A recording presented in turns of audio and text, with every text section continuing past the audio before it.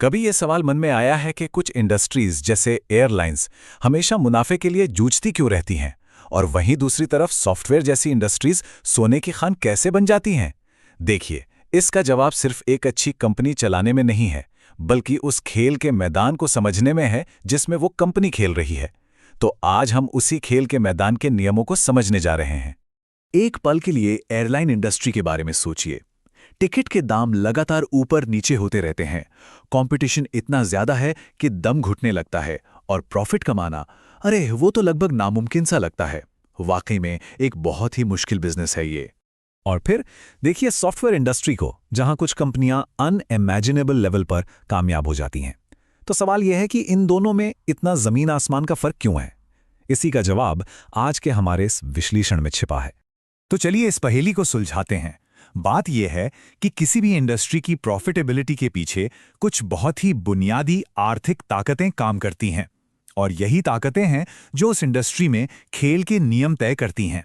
इसे ऐसे समझते हैं, मान लीजिए कोई बहुत ही शानदार तैराक है, लेकिन अगर उसे एक तूफानी समुद्र में तैरने को कहा जाए तो कामयाब होना बहुत मुश्किल होगा, है ना?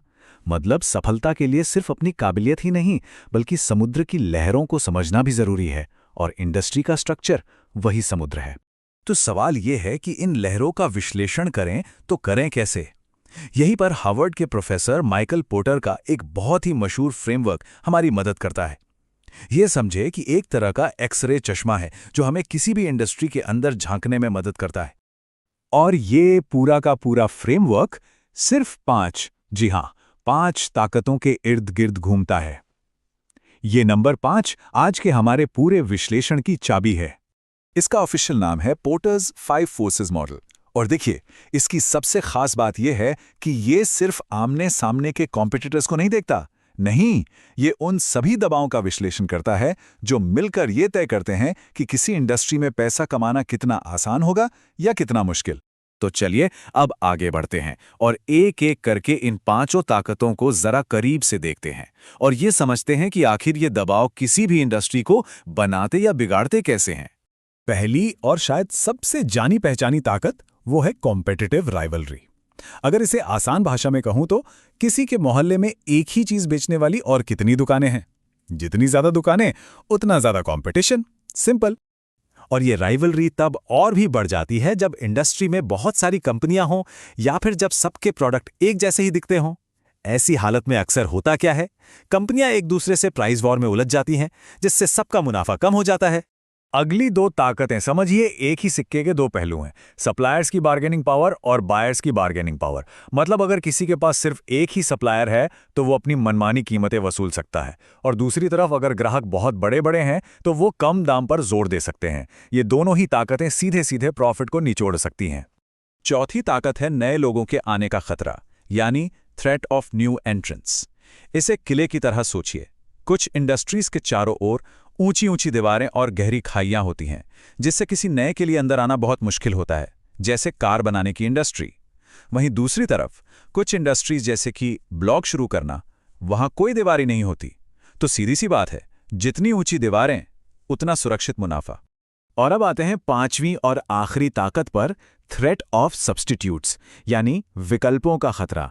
यहां सवाल ये नहीं है कि सीधा कॉम्पिटिटर कौन है, बल्कि सवाल ये है कि क्या ग्राहक की उसी जरूरत को पूरा करने का कोई एकदम अलग तरीका भी मौजूद है। देखिए, सब्स्टिट्यूट्स डायरेक्ट कॉम्पिटिटर नहीं होते, वो आपकी जरूरत को बिल्कुल अलग तरीके से पूरा करते हैं। जैसे एक बिजनेस ट्रिप पर जाने के लिए फ्लाइट का सब्स्टिट्यूट सिर्फ दूसरी एयरलाइन नहीं है, बल्कि एक जूम कॉल भी है। या फिर सिनेमा हॉल का सब्स्टिट्यूट सिर्फ दूसरा सिनेमा हॉल नहीं, नेटफ्लिक्स भी है। जितने ज्यादा अच्छे सब्स्टिट्यूट होंगे, कीमतें बढ़ाने की ताकत उतनी ही कम हो जाएगी। ठीक है, तो अब हम इन 5 ताकतों के बारे में जान गए हैं, लेकिन ये सिर्फ किताबी ज्ञान तो नहीं है, है ना? असली सवाल तो ये है कि इस जबरदस्त जानकारी का इस्तेमाल अपनी स्ट्रैटेजी बनाने के लिए कैसे किया जाए। इसके लिए एक बहुत ही सीधा सादा 4 स्टेप का रोड मैप है। सबसे पहले अपने खेल के मैदान को ठीक से समझिए, फिर हर एक ताकत का विश्लेषण कीजिए। इसके बाद पहचानिए कि सबसे बड़े खतरे और मौके कहाँ हैं, और आखिर में इन सब के हिसाब से अपने जीतने की स्ट्रैटेजी बनाइए। एकदम सिस्टमैटिक तरीका है। देखिए, ये सब करने का आखिरी मकसद क्या है? मकसद है अपनी कॉम्पिटिटिव एज, यानी अपनी प्रतिस्पर्धी बढ़त को समझना और उसे और भी मजबूत बनाना। ये कोई एक बार की एक्सरसाइज नहीं है, बल्कि लंबे समय तक कामयाब रहने का एक बहुत जरूरी टूल है। ये जो बात कही गई है, ये इसका पूरा सार है। 5 फोर्सेस का इस्तेमाल करने का मतलब है कि कोई सिर्फ बाजार में जो हो रहा है उस पर रिएक्ट नहीं कर रहा है, बल्कि प्रोएक्टिव होकर, आगे बढ़कर, इंडस्ट्री की ताकतों को समझते हुए अपनी किस्मत खुद लिख रहा है। तो कुल मिलाकर बात क्या है? ये फ्रेमवर्क ये समझने में मदद करता है कि कोई इंडस्ट्री कितनी आकर्षक है, सबसे बड़े दबाव कहाँ से आ रहे हैं और उन दबावों से निपटने के लिए सबसे अच्छी स्ट्रैटेजी क्या हो सकती है। और ये सब कुछ एक मजबूत पोजीशन बनाने और लंबे समय तक प्रॉफिट कमाने के लिए ही तो है। तो हम इस एक सवाल के साथ आज की बात को खत्म करते हैं।